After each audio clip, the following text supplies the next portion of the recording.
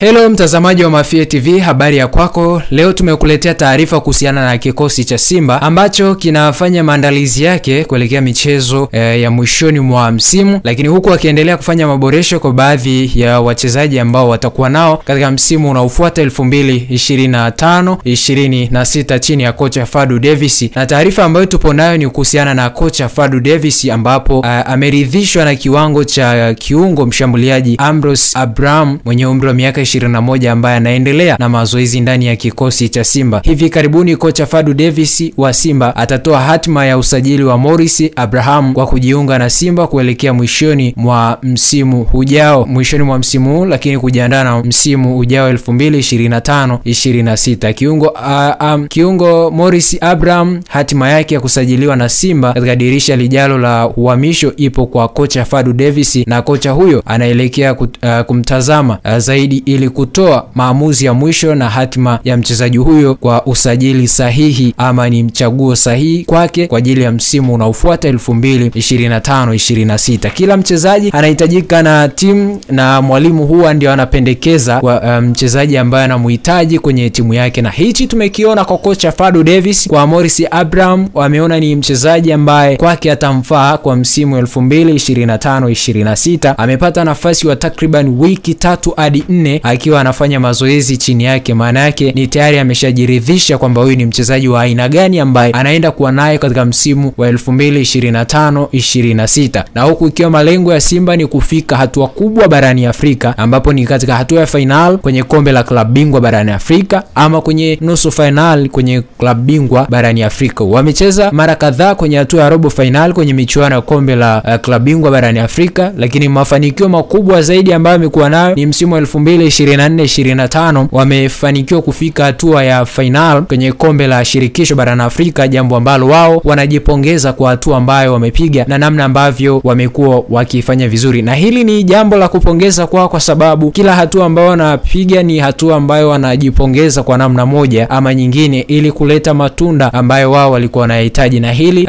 linaonekana zaidi kwa sababu namna ambavyo mwalimu amekuwa akitengeneza timu yake, kuanzia kwenye namna ambavyo imekuwa na matokeo, namna ambavyo imekuwa na muendelezo mzuri, namna ambavyo imekuwa kuwa na building nzuri. Kwa hiyo jambo la kusubiria kama Ambrose Abraham atakuwa ni chaguo sahihi kwa mwalimu wa Simba Sport Club Fadlu Davis. Bwana, usisahau kusubscribe, kulike, kucomment, kushare kwa ajili ya kuendelea kupata update mbalimbali ambazo takuwa tunakuwekea hapa ndani ya Mafie TV.